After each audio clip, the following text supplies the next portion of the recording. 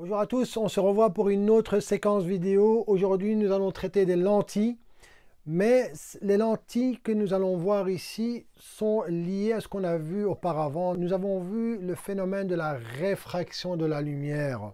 Si vous n'avez pas encore vu la vidéo, je vous invite à aller la voir.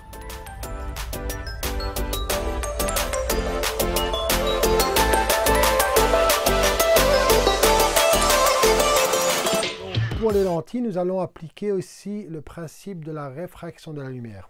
Deux types de lentilles que nous allons voir. Nous allons voir la biconvexe et la biconcave. La biconvexe, elle est courbée vers l'extérieur. Donc les calottes sphériques ici sont vers l'extérieur pour la biconvexe. Donc deux fois convexe. Et la biconcave, les calottes sont vers l'intérieur. La biconcave, deux calottes sphériques ici vers l'intérieur. Nous avons ce qu'on appelle ici le centre optique. Alors ce que j'ai dessiné ici, c'est le symbole de la lentille. Donc la lentille, lorsque nous allons faire de l'optique géométrique, c'est-à-dire que nous allons construire avec des rayons les images d'objets. Donc nous n'allons pas travailler avec le dessin de la lentille, mais nous allons prendre un symbole. D'accord? Le symbole, ce n'est rien d'autre qu'une droite verticale, un segment de droite, avec des flèches vers l'extérieur pour la lentille biconvexe. Pourquoi? Parce que la courbure est vers l'extérieur, donc les flèches sont vers l'extérieur. Ça, c'est pour la biconvexe. Et pour la biconcave, ce sera la même chose, sauf qu'on aura des flèches vers l'intérieur, car la courbure est vers l'intérieur. Donc ça, ce sont les deux symboles à retenir. Celui-ci pour la biconvexe et celui-là pour la biconcave. Passons tout de suite à la construction d'images dans les deux sortes de lentilles. Donc pour la lentille biconvexe, nous allons tracer la lentille biconvexe avec son symbole, des flèches vers l'extérieur. Nous allons tracer l'axe principal qui va passer par le milieu de la lentille, ce qu'on appelle le centre optique ici. D'accord? Alors, la lentille, elle est biconvexe, donc on aura deux foyers. Alors, un foyer qu'on appelle un foyer objet, F, et un foyer image à égale distance, mais de l'autre côté. Qu'on peut appeler F' par exemple. D'accord? Alors, si on envoie un rayon incident passant parallèlement par l'axe principal, il va se réfracter. Donc la lentille, c'est une matière qui est transparente. Donc c'est pourquoi phénomène de réfraction. Hein. Donc la lumière va traverser. Qui dit lumière qui traverse dit réfraction. Donc un rayon qui passe parallèlement à l'axe principal, il se réfracte en passant par le foyer.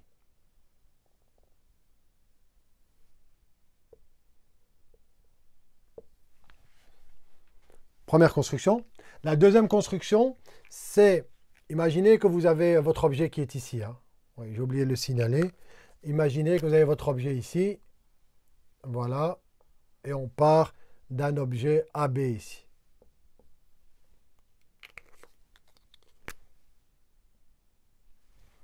D'accord? Si on envoie un autre rayon passant par le foyer objet,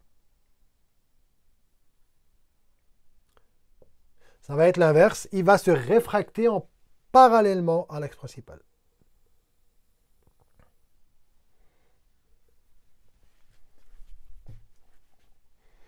Et enfin, si on envoie un rayon passant par le centre optique, celui-ci ne sera pas dévié. Il va continuer tout droit. Donc il continue tout droit. Et normalement, si vous avez bien fait la construction, l'optique géométrique, vous allez avoir une intersection qui sera ici.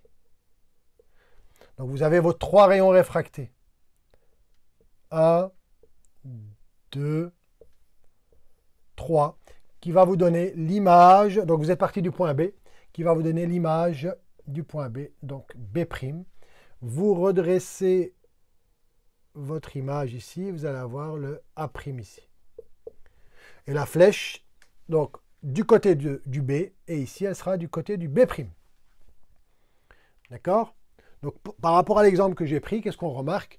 On remarque que nous avons une image qui est ici réelle. L'image, elle est réelle.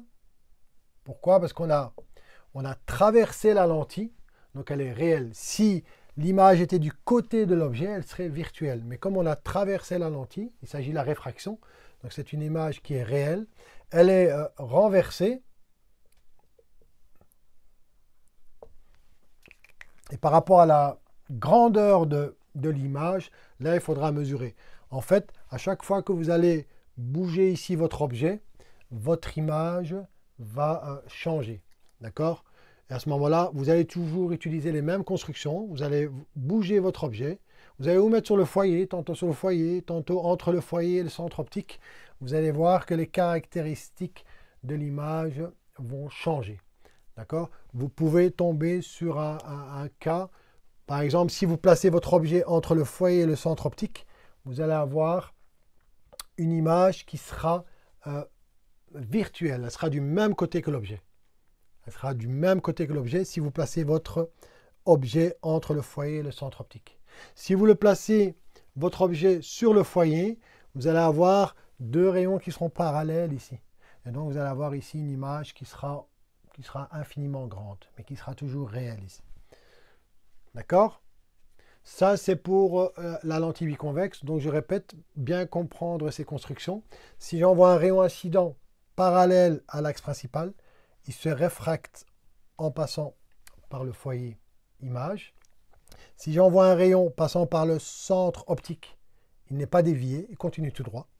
Et troisième construction, si j'envoie un rayon passant par le foyer objet ici, le rayon se réfracte parallèlement à l'axe principal. Alors, il n'était pas nécessaire de faire les trois constructions, on aurait pu faire deux. Donc, le 1 et le 2 auraient pu suffire pour trouver l'intersection, ou le 1 et le 3, ou bien le 2 et le 3. D'accord? Donc, on n'était pas obligé de faire les trois constructions. Passons maintenant à la construction d'une image pour une lentille biconcave. Voyons voir ce qui se passe pour la lentille biconcave. Nous allons faire le même procédé. Nous allons tracer la lentille biconcave, flèche vers l'intérieur, l'axe principal. Nous avons ici le centre optique.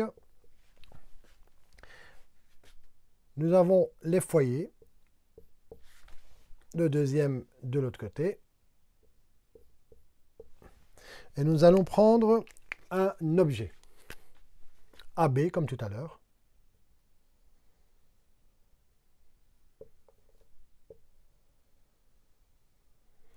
Voilà. On va envoyer un rayon parallèlement à l'axe principal.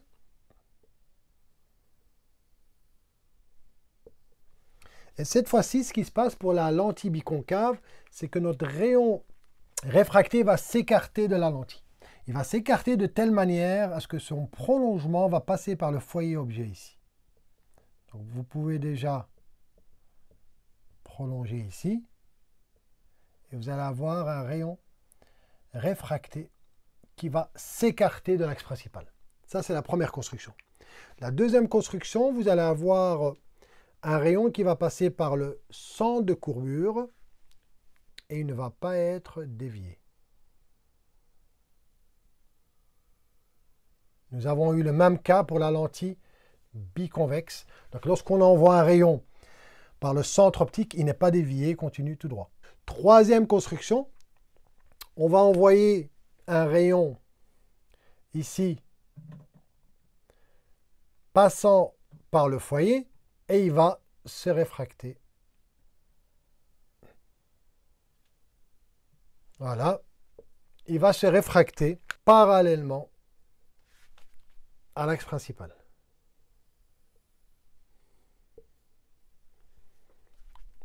D'accord? Nous avons envoyé un rayon passant par le foyer image. Il se réfracte parallèlement à l'axe principal. On se retrouve avec trois rayons réfractés. Un, étant donné qu'on a envoyé trois rayons incidents, donc on a trois rayons réfractés. Le premier, le deuxième et le troisième.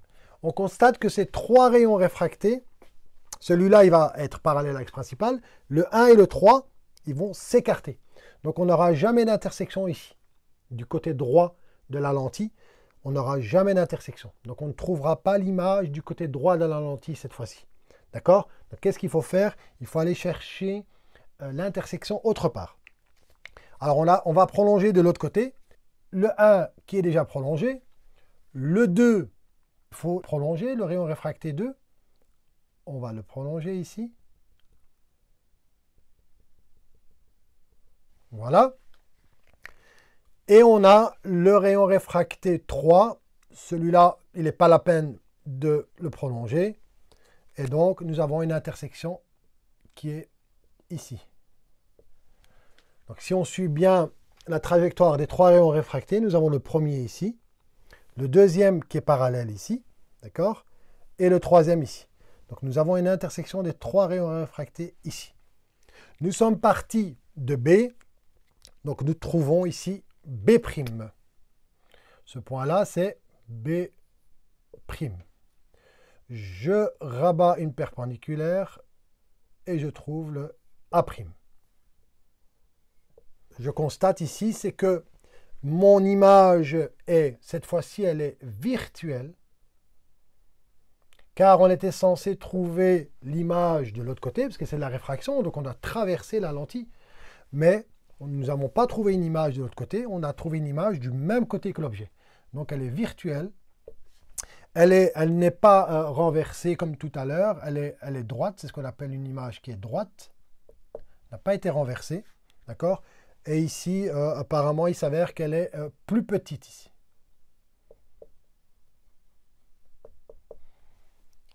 OK? Donc, vous allez constater que lorsque vous allez faire bouger l'objet ici, vous allez chaque fois trouver une image qui aura les mêmes caractéristiques, à savoir virtuelle, droite, plus petite, pour la lentille biconcave, quelle que soit la position de votre objet par rapport à la lentille. Contrairement à la lentille biconvexe que nous avons vue tout à l'heure, lorsqu'on bougeait l'objet par rapport à la lentille, les caractéristiques de l'image changeaient. Tantôt elle était réelle, tantôt elle était virtuelle, tantôt elle était plus grande, tantôt elle était plus petite, etc. Tandis que pour la lentille biconcave, nous avons toujours les mêmes caractéristiques. J'ai oublié de le dire tout à l'heure, la lentille biconvexe, on l'appelle aussi lentille convergente. Pourquoi? Parce qu'on voyait que les rayons réfractés se rapprochaient de l'axe principal. Donc la lentille biconvexe, on l'appelle aussi lentille convergente. Tandis que la lentille biconcave, on l'appelle aussi la lentille divergente, car les rayons réfractés s'écartent.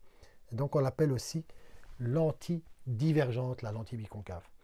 Une dernière chose aussi, la lentille biconvexe, nous avons en tant qu'être humain une lentille biconvexe naturelle. C'est ce qui correspond à notre cristallin. Donc dans notre œil, nous avons ce qu'on appelle le cristallin. Et le cristallin joue vraiment le rôle d'une lentille biconvexe, donc d'une lentille convergente. Voilà, notre séquence vidéo est terminée. N'oubliez pas de regarder les autres vidéos que j'ai faites sur l'optique, donc à savoir la vidéo sur les couleurs, sur la réflexion sur un miroir plan et sur la réfraction de la lumière d'une manière générale. Donc ici, c'était vraiment une application de la réfraction. D'accord? Voilà, je vous dis à très bientôt et je vous remercie pour votre attention.